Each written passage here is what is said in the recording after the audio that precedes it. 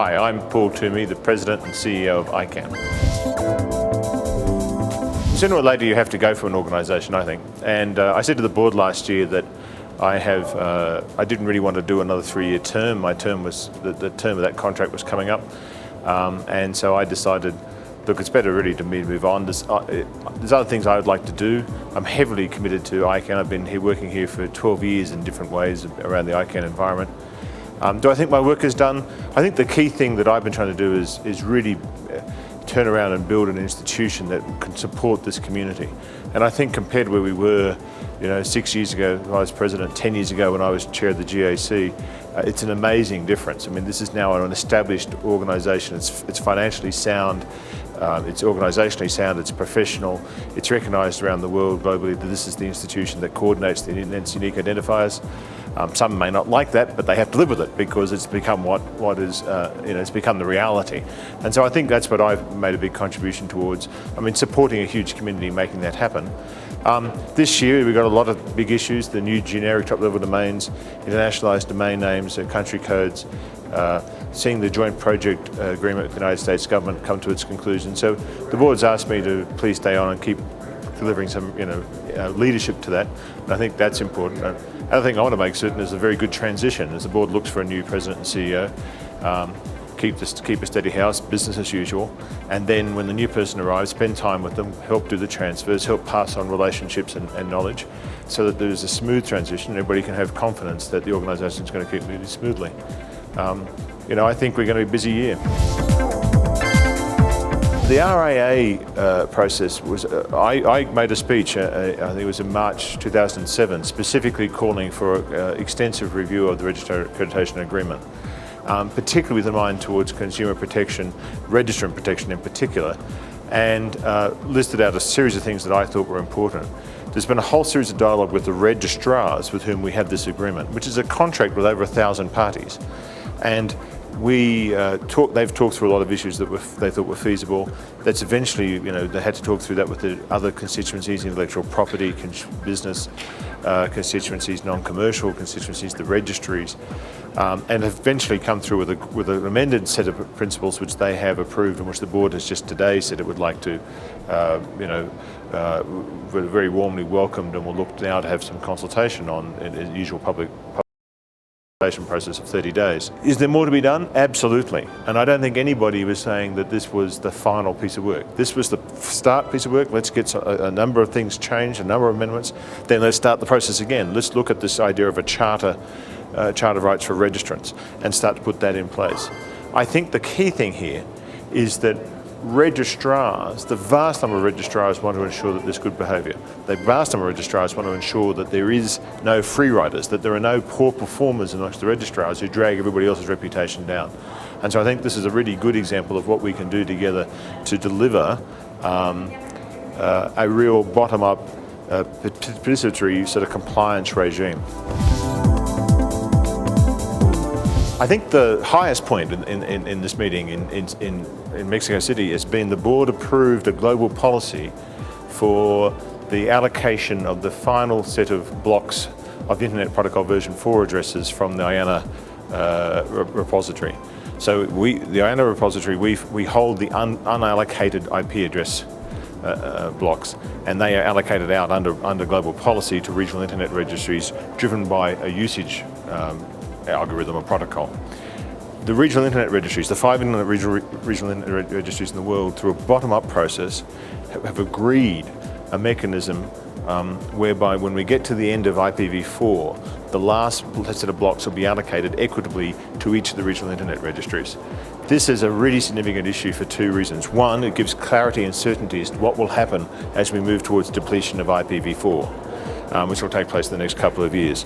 And 2, and this is very important in a sort of internet governance sense, is this bottom-up regional approach has ensured that everybody will get an equitable allocation of the last remaining amounts of IPv4. For developing countries, this is particularly important.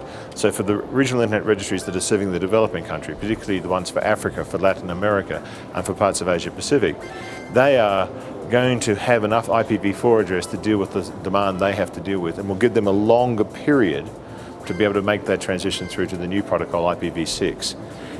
So there's no risk that the developing world will actually lose out in the fight for the remainder of the IPv4 address. Indeed, they're application that's going to give them a longer period for transition.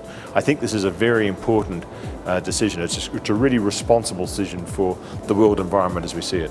I think that some of the highs have been the ALS at large conference, the summit where people came together often for the first time from the ALS as a part of the larger regional organisations, and produced a 35-page, after sort of 3 or 4 days, they produced a 35-page contribution to all the different policy issues that ICANN was looking at. Plus, those people are now going back to more energised and more engaged about what we're going to do in terms of both selling the ICANN ideal and principles back home, but also bringing more of that consumer experience and user experience, at large experience back into ICANN. That was fantastic. I think the other big issue has been that there's just so much work. People have just done so much work here. Big involvement on pushing forward the generic top-level domain debate and some of the overarching issues, particularly, I think, getting the intellectual property constituency to promote that they'll come back with a solutions team on some of the key issues we're facing. Similarly on internationalised domain names, real issues, real debates around some of the things that are important. And then again, a commitment to work together with the GNSO, with the Country Code Name Supporting Organisation, the Government Advisory Committee, with the board, on see if we can get some of those issues further defined. So I think they're some really great activities. So much work underway. Diversity of people, there's about 1,200 people here at this meeting. We had 102, I think it was, online forums open. We had lots of online dialogue. We were streaming from most of the meetings. We've had a lot of online interaction. What's some of the lows? Not enough sleep. I think that's probably, for me, probably the biggest one. One thing that we're sort of very conscious of is this issue of having to get documents out in time for people to have consideration, and that's been a bit of a theme. That's going to mean a disciplined approach, not just in the staff, or not just staff of the board, but across all the supporting organisations, because a lot of these documents are actually cascading pieces of jigsaws from different parts. So we're going to have to move as a community and say, okay, if we really want to put a deadline of documentation before a community, before a meeting, we're all going to have to, as all the different constituent parts, we're all going to have to discipline to get things done in a certain timetable. We don't expect to be taking applications before December 2009, and potentially that may even be as late as February 2010. We're expecting at least one more round of the applicant guidebook, and perhaps a fourth. So we might actually have 4 rounds of these application guidebooks as we work through all the issues. And that just has a requirement of these steps. We've got a series of main reports that are being received. So I think we're looking at a time frame something like that. And we're trying to move it as fast forward. We're trying to be as clear with people, but we're also trying to make certain that when they get introduced, that we've addressed the issues and that they're successful. What we don't want to do is any attempt at sort of pushing things faster and then finding out there are major problems left which haven't been addressed. The biggest issue probably is the concerns of the intellectual property constituencies, or the intellectual property and the brand holders, about what they see as potential risks to their brands, both at the second level in new generic top-level domains as well as the top level. And that's what we're trying to address between now and Sydney. After that, there is the scaling issues, whether introduction of new generic top-level domains in IPv6 and DNSSEC proposes scalability problems to the root zone system. The other issue is whether the implementation of these new generic top-level domains will increase the amount of phishing and farming and malware activity we see. I think a lot of the things that solve that problem or address those problems are actually common to the intellectual property debate, so we'll see how that's worked through. And also we've had some discussion of economic issues and economic analysis. Some of that reporting is already out in this meeting, and then we expect to be some more. So they're the things that are still being worked through. Well, we've got comments out now. There was a reduction this round in the application fees, certainly in terms of the ongoing transaction, ongoing operating cost fee, if you like.